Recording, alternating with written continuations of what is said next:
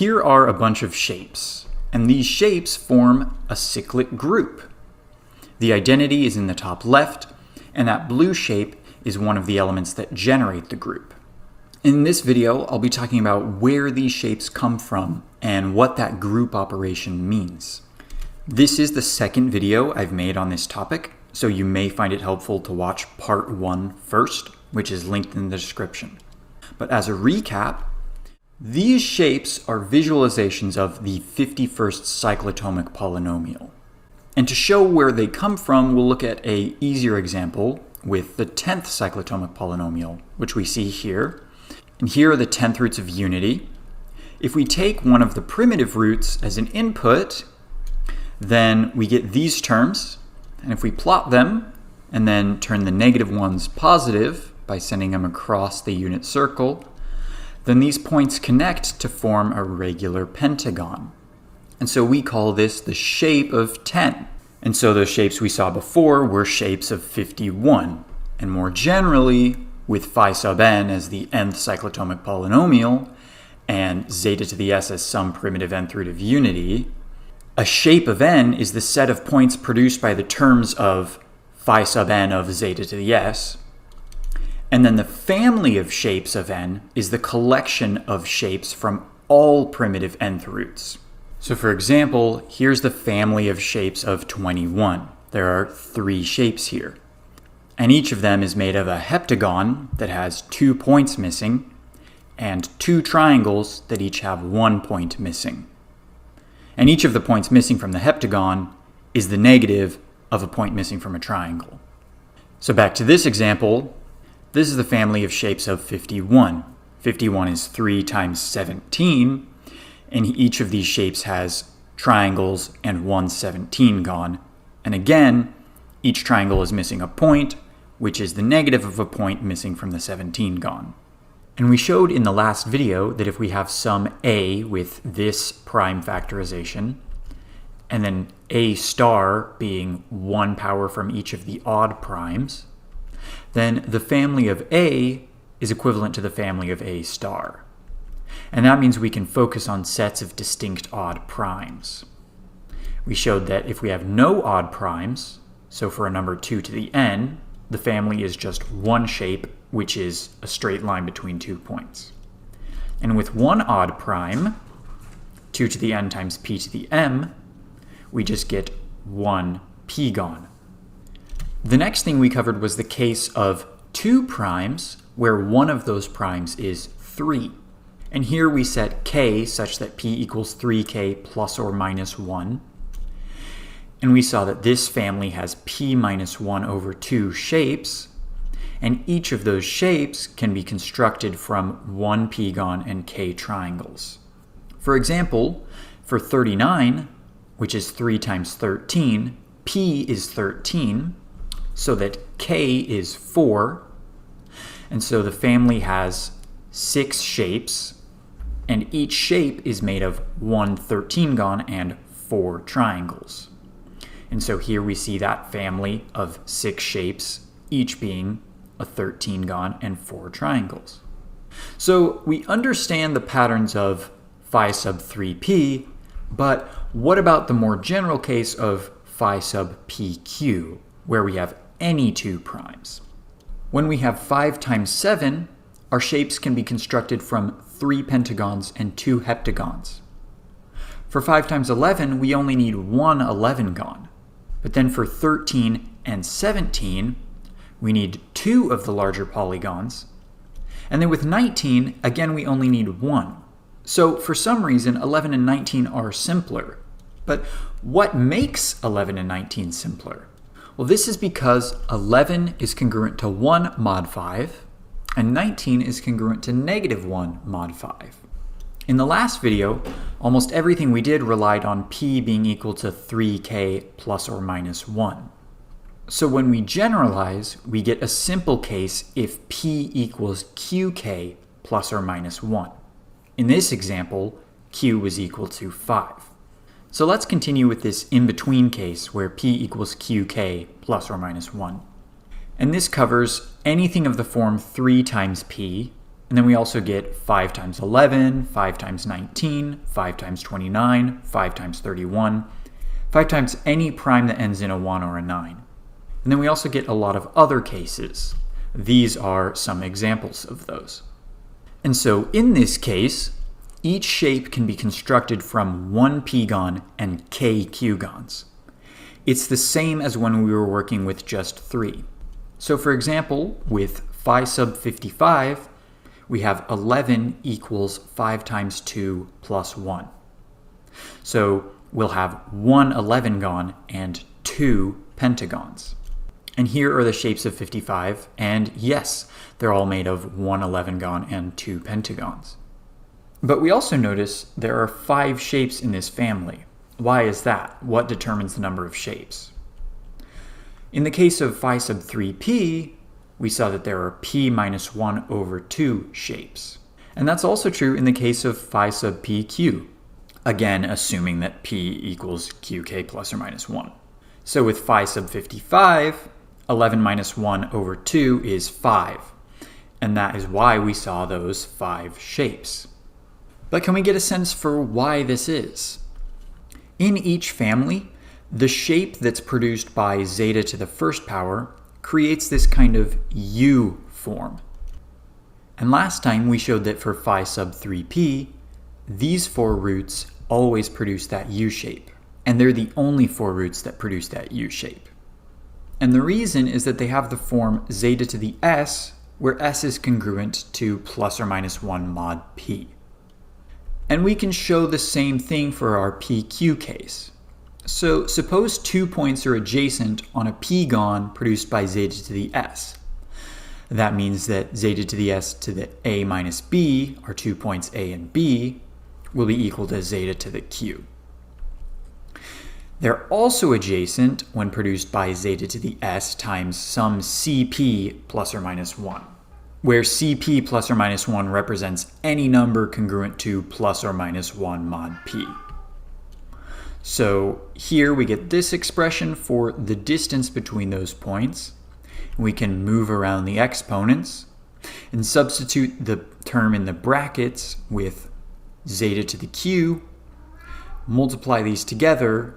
Because zeta is a pqth root, we just get zeta to the plus or minus q. So those points must still be adjacent because they're still separated by zeta to the plus or minus q. So when we multiply our exponent by some cp plus or minus 1, all points on the p-gon that are adjacent remain adjacent, so the p-gon doesn't change up to reflection, and the p-gon determines the entire shape, so the entire shape must be the same. Now if we look at phi sub 55, we have this shape produced by zeta to the first. And again, it has sort of a U form. And these are all of the roots that produce this U shape. And they all have the form zeta to the s, where s is plus or minus 1 mod 11. Now you may notice we're missing zeta to the 10 and negative 10, because both of those are also plus or minus 1 mod 11. But 10 is divisible by 5, so these aren't actually primitive 55th roots. They're primitive 11th roots. Okay, so here there are 8 total roots that produce this shape. But what about more generally? Well, we can show that there exist 2q different values of s, such that s is congruent to plus or minus 1 mod p, and s is between 0 and pq. Q of these values are congruent to 1 mod p, q of them are congruent to negative 1 mod p, and so in total we have 2q. Now 2 of these are going to be divisible by q, that's what we saw before with 10 and negative 10, but that leaves us with the other 2q minus 2, each making a primitive root zeta to the s. So therefore the number of shapes equals the number of primitive roots divided by the number of primitive roots per shape. And the totient of pq is p minus 1 times q minus 1, and by reducing that we see the number of shapes is p minus 1 over 2. So now we kind of understand what these shapes look like and how many there are. What's the next step? Well, things get a lot more interesting when we incorporate group theory. So we can think of the exponents of these primitive roots as being part of the multiplicative group mod PQ. And that's often denoted as it is on the left, but we'll go with the notation on the right, U sub PQ, where U stands for units. And we'll let the subgroup H be the set of all elements S, such that S is congruent to plus or minus 1 mod P. And from what we showed before, if A and B are in the same coset of H, then zeta to the A and zeta to the B must produce the same shape. And that means that if we take the quotient group of U over H, which we'll call S sub PQ for shape, then each element of S corresponds to a shape of PQ. So we can use this group S to kind of think about how these shapes interact with each other. And using basic results from group theory, we can show that that quotient group is isomorphic to U sub P over the group of 1 and negative 1, which is isomorphic to the cyclic group of order P minus 1 over 2.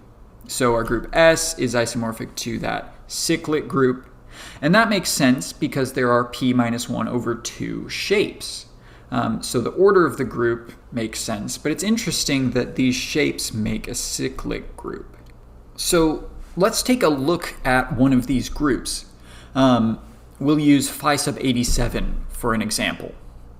And looking at these shapes, we see that this one kind of looks like a triangle, and this one kind of looks like a square, and then we have a pentagon and some more shapes like that. And let's just focus on these three. So on the left, the triangle is produced by zeta to the 10. And 3 times 10 is congruent to 1 mod 29.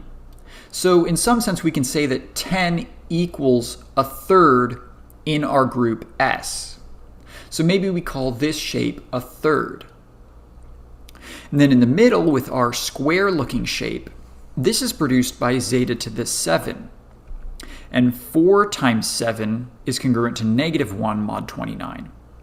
So in our group S, 7 equals a fourth. So we'll call that shape a fourth. And then on the right with the pentagon, that's produced by zeta to the 23rd. And 5 times 23 is congruent to negative 1, so 23 is a fifth, and therefore we'll call this shape a fifth. And we can see what's going on a little easier if we remove those triangle bits to just see the segment of the 29 gone. On the left, the shape we've called a third has the 29 gone split into thirds. In the middle, it's split into fourths, and on the right, it's split into fifths. So going back to the whole group, we see we have 1, a half, a third, all the way down to a ninth. But then we have these other shapes that are kind of different from the rest. And the thing that sets these apart, we can see the remaining shapes each have at least one single point on the 29 gone that isn't adjacent to any other points. So what's going on with that? Let's look at this shape for example. This is produced by zeta to the 20th. And we see that 3 times 20 equals negative 2 mod 29. And so in some sense we can call 20 2/3. And so we'll call this shape 2/3. And the third here kind of makes sense with what we've seen before. The 29 gone has been split into these 3 large chunks. But what about the 2? And what about those other points? Well, if we place here the missing points from the 29 gone, we see the minimum distance between 2 missing points is 2. There aren't any missing points that are adjacent, which would give us a minimum distance of 1. And if we look at these 2 shapes, we see the same pattern. Both of them have a minimum distance of 2 between missing points. The one on the left has 5 distances that are bigger than 2, and the one on the right has 7 distances that are bigger than 2. So, returning to the whole group, we can name the rest of these shapes using that same pattern. And if we return to the first 9, we see that all of them do have at least one pair of adjacent missing points, which means they have a minimum distance of 1. And that makes sense why the numerators are all 1. And looking at the shapes of phi sub 39, we see a very similar thing. The row on top all have numerator 1 because they have adjacent points with minimum distance 1. And the denominator is based on how many larger chunks there are. And then on the bottom, we have 2 with a minimum distance of 2 and only 1 larger chunk, 2/3 with minimum distance 2 and 3 larger chunks, and then we have 3, which has minimum distance 3 shown here, and then there's only 1 larger distance, this one on the top. And this one is produced by zeta to 16, which is congruent to 3 mod 13. Okay, so now let's look at the Cayley diagram of this group. So here we have the identity, and then we'll use pink arrows to denote multiplication by 2. So maybe not surprisingly, a half times 2 is 1. But then with the rest of the group, we get some kind of weird results. But in the context of S, they all make sense. For example, we're saying 2 times 2 is a third.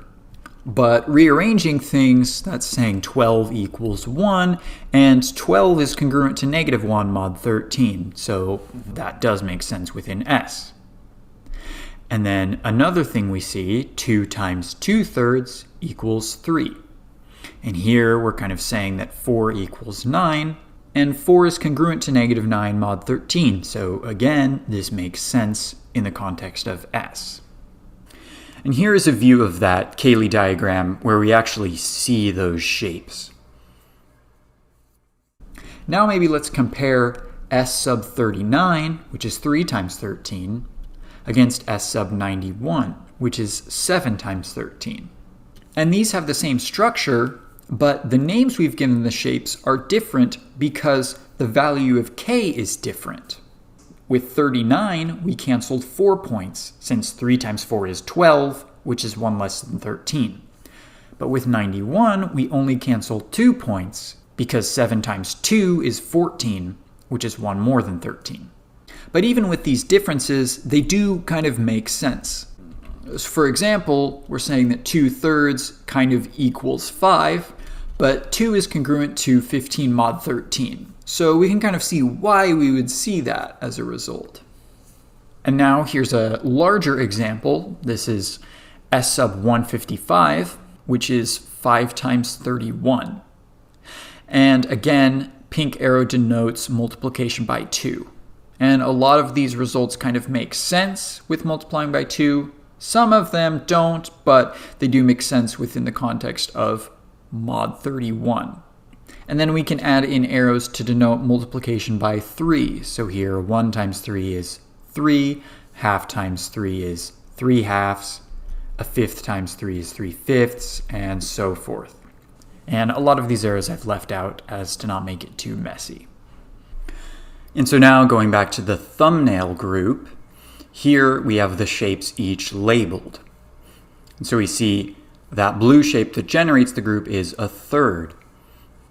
And that pink shape generates a subgroup of order 4 with 1, a half, a quarter, and 2. So now we have a fair understanding of this special case, but what about the general case of any 2 primes? Going back to those multiples of 5, we remember 5 times 7 was constructed using 2 heptagons. And 7 is congruent to 2 mod 5. And then with 5 times 11, we needed 1 11gon, and 11 is congruent to 1 mod 5. And if we look at the next few, we see a similar pattern.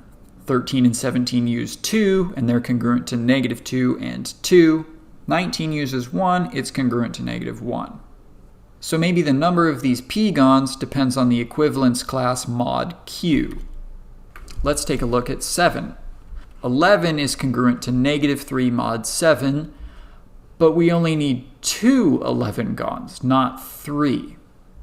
13 we've seen before, that's only 1. 17 is congruent to 3 mod 7, but again we only need 2 17gons. And then 19 is congruent to negative 2, but we need 3 19gons. And 23 we see something similar. So when we expected to get 3, we only needed 2. When we expected to get 2, we needed 3. So something else is clearly going on. Let's look at 11. So with 11 times 13, we need 5 13-gons. And we see that 5 times 13 is congruent to -1 mod 11. Okay, with 11 times 17, we need 2 17-gons. And 2 times 17 is congruent to 1 mod 11. And we see something similar with 19 and with 23. So what we're actually seeing is that the shapes aren't based on the equivalence class of P, but rather the inverse. And so now it makes sense why we got 2 and 3 swapped with 7, because 2 times 3 is -1 mod 7. And why 2 was 2 with 5, because 2 times 2 is -1 mod 5. So we want to let r be the smallest positive integer such that p times r equals q times k plus or minus 1 for some integer k. And what we can show is that r will always be less than q over 2. And given this r and k, each shape of phi sub pq can be constructed from r p-gons, each missing k points, and k q-gons, each missing r points.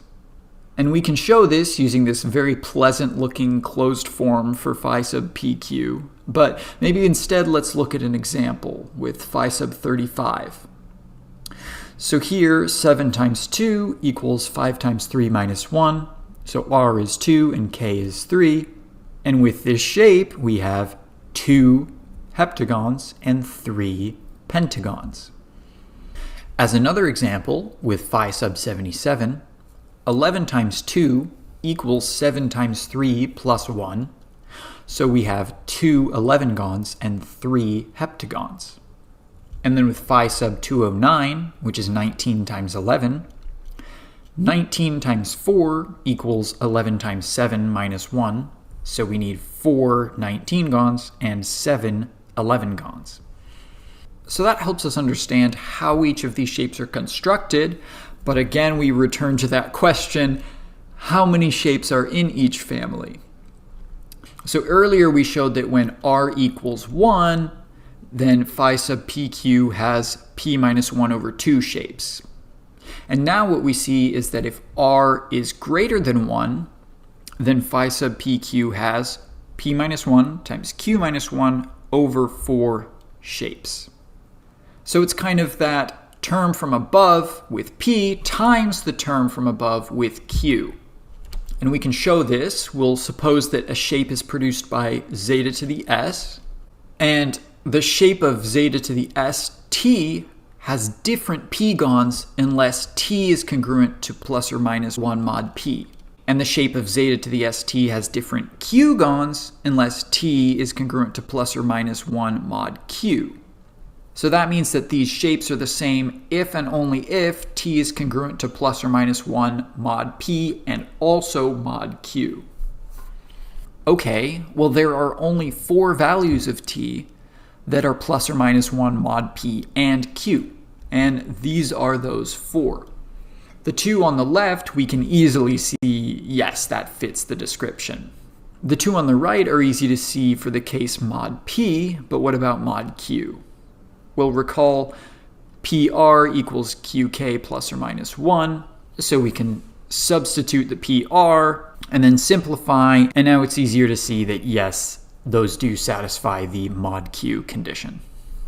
So that means that each shape is produced by 4 primitive roots.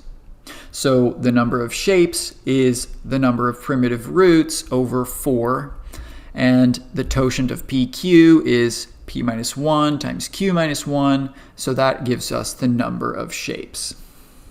For example, with phi sub 65, 65 is 13 times 5, and so that gives us 12 shapes. And we can see those 12 shapes here. Okay, so we know that there are 12 shapes, but how does this work with the group theory results we saw before? Now our group S is isomorphic to the product of cyclic groups of order p minus 1 over 2 and q minus 1 over 2. Or Maybe instead we can think of this as the product of S sub 3p and S sub 3q. So again, we'll use the example of phi sub 65. And here we'll look at this shape in particular. And if we just focus on one of those 13 gons, we can see that the minimum distance is 2, and there's one larger chunk, so our number would be 2 over 1, or just 2. If we isolate a pentagon, the minimum distance is 1, there's one larger chunk, so the number is 1. And so we can call this shape 2, 1. And as kind of a sanity check, this is produced by zeta to the 11. 11 is congruent to negative 2 mod 13 and also congruent to 1 mod 5. So yeah, that does make sense. So now let's take a look at the diagram of S sub 65. Here is our identity. We'll use yellow arrows to denote multiplication by 2, 1. So here's the cyclic subgroup of 2, 1. And then we'll use blue arrows to denote multiplication by 1, 2. Which turns out just to have order 2. And here's a representation of that group just looking at the shape. Here we're only showing the pentagons, not the 13 gons. Okay, so we have a pretty good understanding of the case of 2 primes. But what about the case of any 3 primes? I may make a video about this in the future, but it's a lot more involved and there's a lot I don't yet understand. But before we end, I'd like to talk a little bit about this. There is an interesting change that we see when moving from 2 to 3 primes. The smallest number with 3 odd primes is 105. It's 3 times 5 times 7. And here we see the 105th cyclotomic polynomial. Now let's focus on these 2 terms. We notice the coefficient is negative 2. And this is the first cyclotomic polynomial that has a coefficient that's not 1, 0, or negative 1. And it turns out that's because it has 3 odd primes. With only 2 or fewer, you're always going to get 1, 0, and negative 1. But once we jump up to 3, that's no longer the case. And we can see this in our visualizations. So here's a shape of 105, and we can see there is a lot going on here. But by fading out most of the shapes, we can just look at this triangle and pentagon and we notice they share a point. That is one of our negative 2 terms. And on the opposite side, another shared point between a triangle and pentagon. And that's the other negative 2 term. And the higher and higher we go, the more shared points we get. But again, we'll leave that for a future video. Thank you for watching. I really appreciate you sticking through this whole video, and I hope you enjoyed it.